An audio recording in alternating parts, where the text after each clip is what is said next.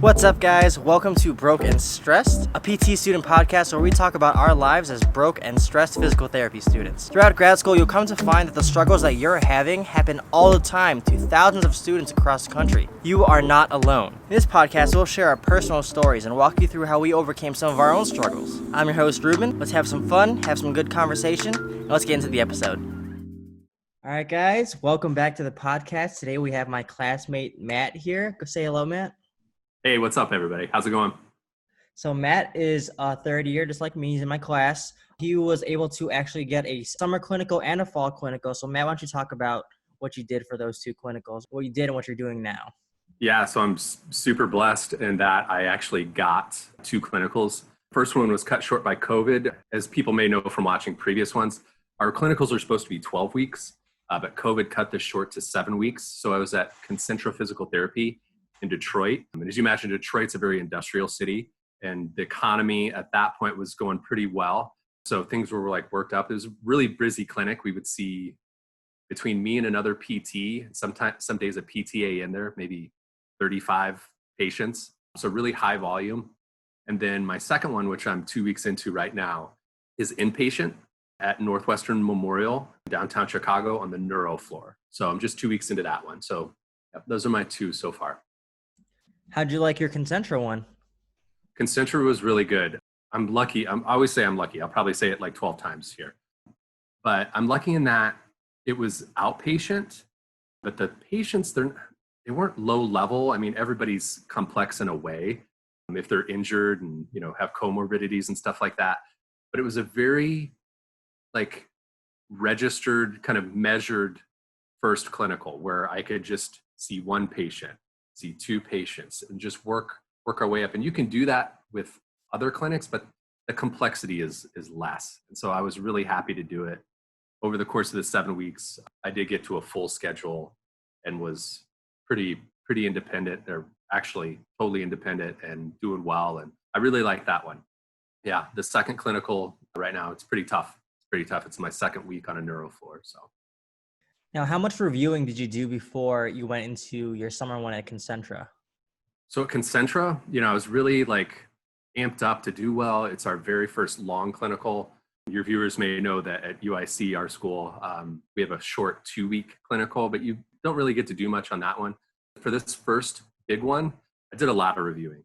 Went through MSK notes, went through biophysics notes, made a list especially of interventions and special tests, which I think helped me.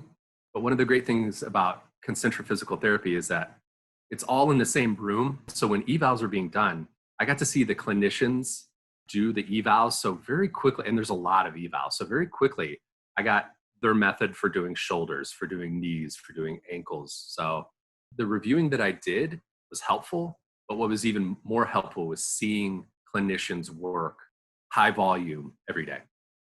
Could you see yourself working in a Concentra or something like that in the future? Oh, yeah. I like the high volume. I like the way my CI ran his clinic. He had a very busy morning, a substantial 45-minute to an hour lunch, really whatever you needed within reason. And then we would kind of have a shorter afternoon, which I really like that. He was a CI that is really into work-life balance. So he would break out at 4:30 and go be with his family. So I really liked the flow of that clinic for sure. So yeah, it was definitely on my list. I started, I'm thinking about moving west. So I started looking for Concentras out west. So yeah. How does it feel to know that you have this clinical and then you have your spring one and then we're done? We're not going back, or we are going back to class for capstones in the spring, but. So I feel like I can see what the job is, and I have a little bit more experience. I kind of know what the jobs are now, so I'm already getting a little antsy. I remember a third year telling me late last April, I was asking her about her clinicals, and she's like, yeah, and I get to work for free. And so it's just an indication hey, at some point you're just kind of ready to go.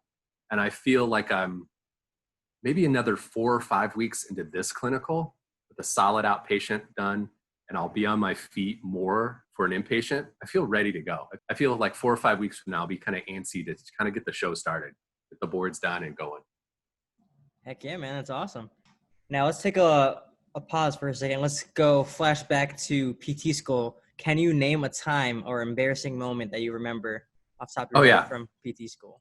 Oh yeah, 100%. So I don't know where my brain's at because on the very first day of school, now I know I'm a sweaty person. Like I just sweat a little bit more than other people.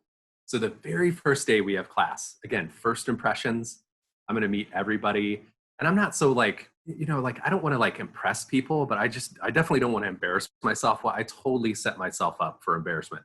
I walk to school. I live in Tri-Taylor, which is maybe like a 10-15 minute walk. And of course we start school in late August and I'm drenched. I'm like totally drenched by the time we get to where we were at. Where were we? We were in AHS, right? AHS, yeah. And I don't know who was leading it, but she was going row by row, asking everybody what their name was, what something was, and then if they weren't going to be a PT, what would they be? And I'm just counting, and everybody stood up, said, "Hey, I'm Eric. I want to blah blah blah blah blah. Hey, I'm Ruben. If I wasn't going to be," and so I'm like, I'm going to have to stand up and I'm going to have like a completely drenched shirt. So I knew I had time. I went to the bathroom. I was like trying to like wave out the shirt to like, so there wouldn't be so much sweat. And luckily she never got to me. So yeah, I dodged one, but I'm sure some people noticed how sweaty I was. So yeah, that was my That's most hilarious. embarrassing moment. Yeah, because we were dressed up at that point. Like, Yeah. completely still, like very business casual at that point. Yeah. Yeah. Day one. Man, day one, way to start the PT school year. Yeah, totally. Before PT school, you were in a previous career, correct? Yeah. I was the manager for FedEx. I'd started there maybe when I was like 23 or 24.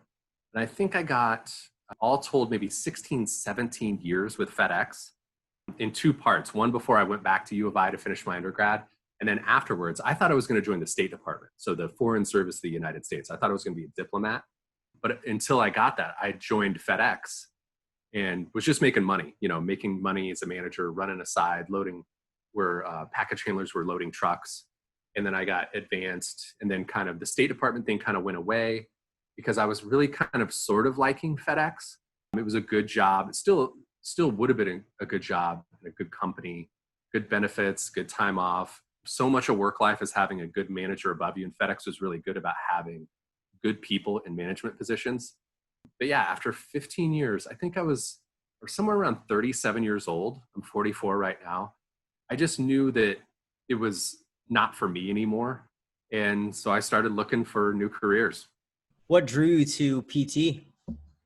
So what drew me to PT and what really still draws me to PT, and if it is this, I reflected on what I liked about work at FedEx.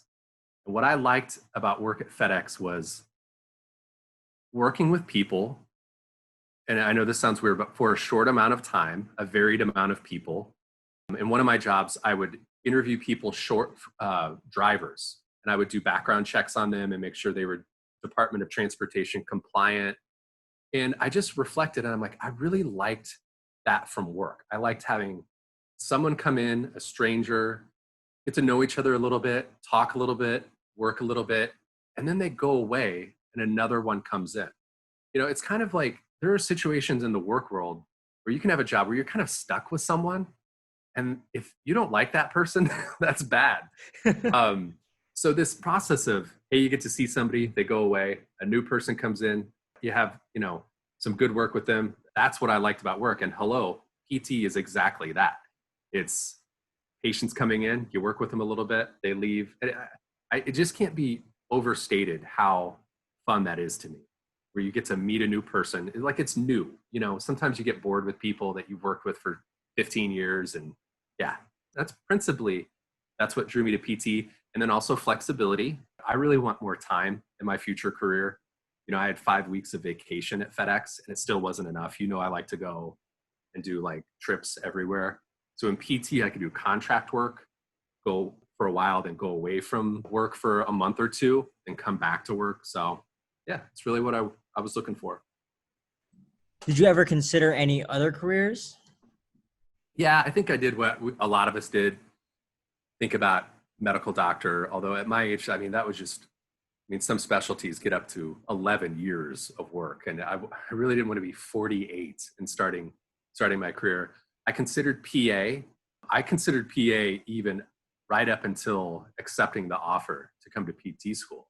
And there have been times where I've regretted that, but most often there's been times where I have not regretted that because I've seen some PAs work and I've got to know PAs a little better. And I think PT is the right choice for me, even though they do get paid a little bit better. So yeah. So walk me through, you're working at FedEx, you're thinking PT. What was the process like of, looking for schools, applying, like doing your research into the whole application process? What was that like? So I desperately wanted to leave Illinois and be somewhere close to mountains and to be where I originally, or where now I want to live, which is out west. But school tuitions for out of state quickly negated that. There was no way I was going to go to a place like Montana and pay $30,000 a year or, whatever it is. So I focused in on Illinois schools, which basically meant I was kind of hanging my hat on Northern UIC, which I thought was a total pipe dream. I thought UIC would never take me for some reason. I have no idea why. Then like Governor State. And then I eliminated some schools just because of cost. I really kind of hung my hopes on Northern UIC and Governor State. And I'm telling you, if I had gotten into like Northwestern, which I did not apply for, but like if I did apply, or like Bradley or Midwestern or Rosalind Franklin, I don't know if I would have accepted it. I think some PTs school-wise, I think I always call it the worth it line. The worth it line for tuitions versus what we make is closely coming down and down to being not worth it. So yeah, but the application process was really stressful. The GRE was the most stressful thing for me. My grades and my GPA were well in order, but I knew that the GRE loomed large, and I took it 3 times, I think. And yeah, so just busy work. It's like having a second career of all this, like applying and PT casts and stuff like that. So a lot of work. Did you have to retake any classes or do observation hours at all while you were working still at FedEx? Oh yeah, 100%. My undergrad was international relations and business. So I had to, for over the course of 5 years before I got into school, took all the chemistries. Most were out of date. All the physics, all the anatomy and physiology. Like, I think I took like something like 15, 16, 17 classes just to get into the PT school. And then did you do any observation anywhere as well? Yeah, those were hard to get because of work schedule. There's a level 1 trauma center in Champaign. I did inpatient there.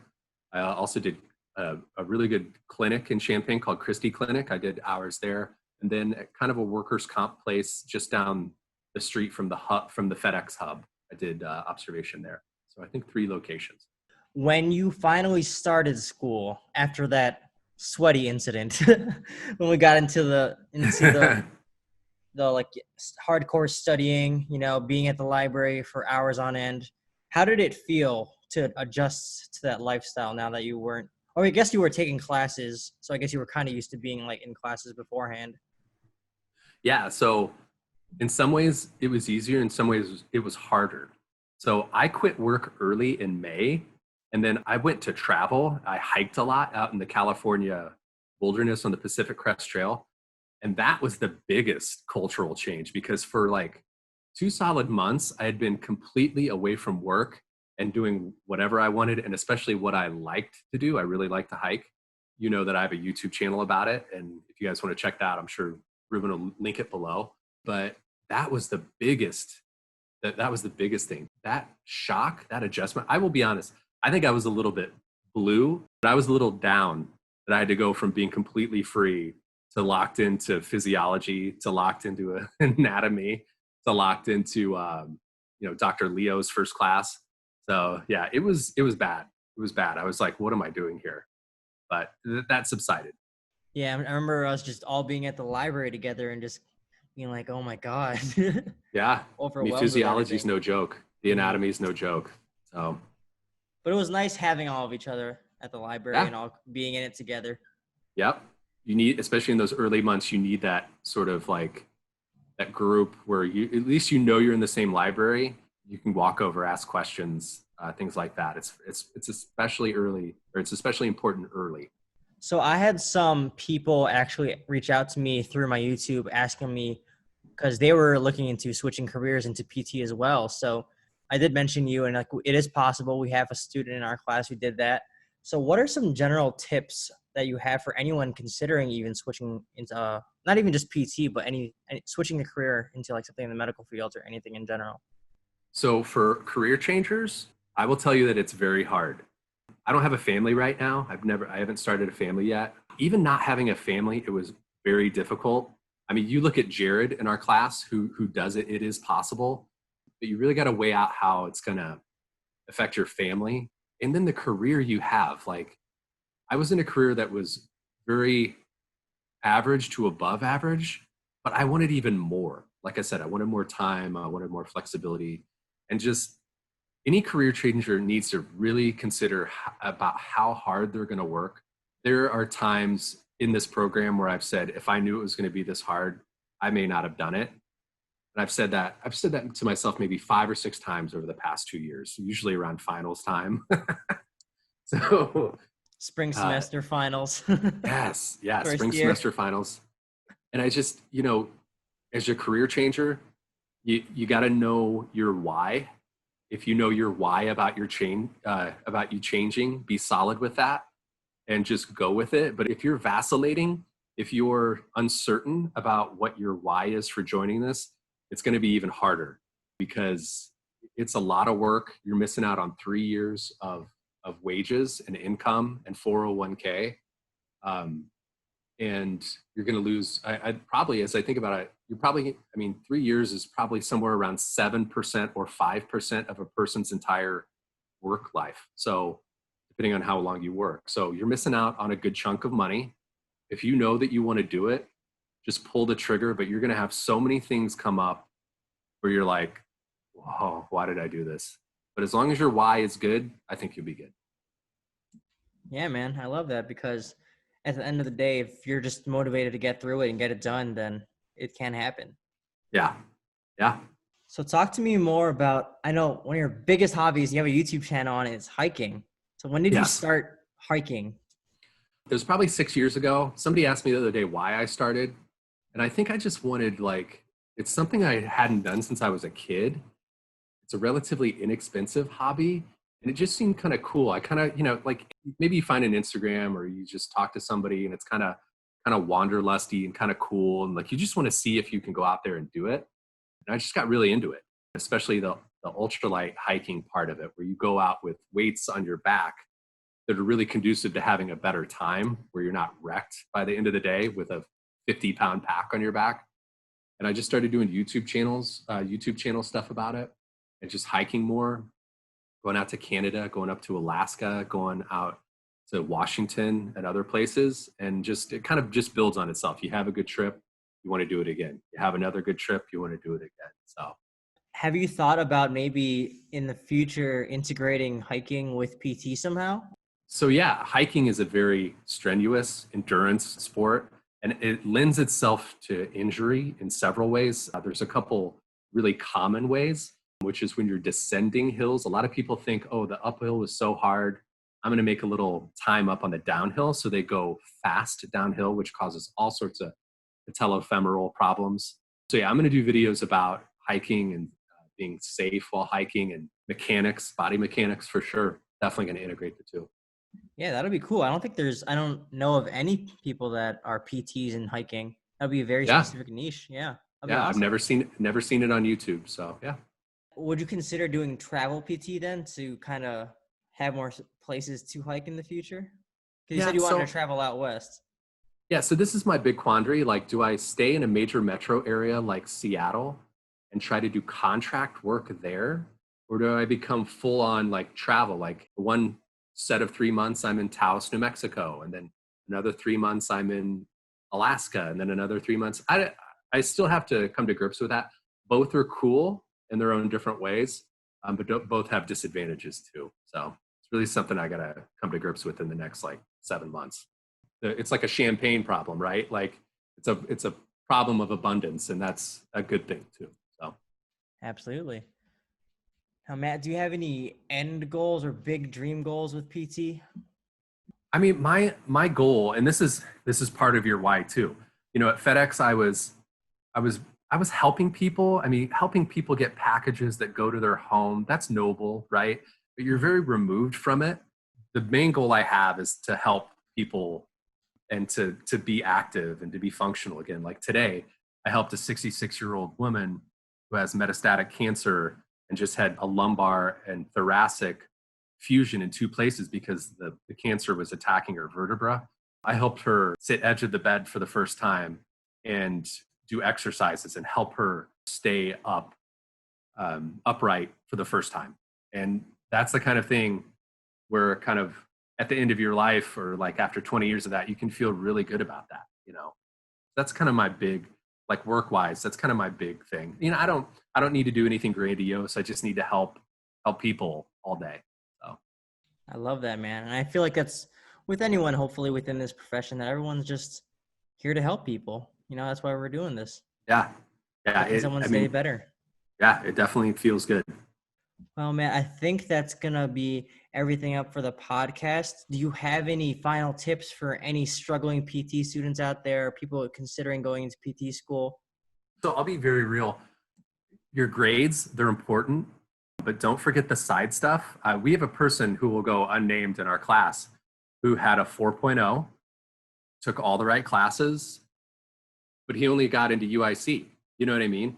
So just having a 4.0 doesn't get you into school necessarily. You know what I mean? You gotta be well-rounded and don't harp on grades too much. And if you're borderline on grades, retake classes.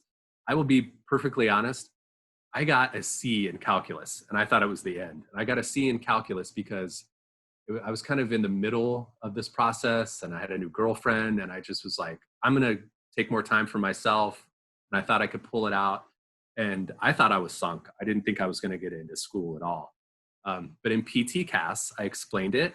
I explained exactly what was going on. And I think the panel that looked at my application kind of understood. So explain it in detail. Don't try to cover it up. Definitely don't make excuses. And just even when you have setbacks, keep going. I told one student that came in for a tour with Molly that was touring UIC facilities, who was kind of borderline, and I could see that he was like wondering if he should. I'm like, don't give up right before you make it. So you can leave that as a takeaway. That's awesome. Thanks so much for being on the episode, Matt. Yeah, no problem. My pleasure. And guys, if you are interested, I'm going to link all his stuff, like you said, as a YouTube channel in the description of this episode. And thank you guys for tuning in, and I'll catch you next time. Bye, guys. Thanks, guys, for tuning in to today's episode of Broke and Stressed. If you enjoyed the podcast, make sure to smash that follow or subscribe button to get notified whenever new episodes are released. If you want to connect with me on social media, you can find me on YouTube or Instagram. Thanks again, guys, for tuning in, and I'll see you next time.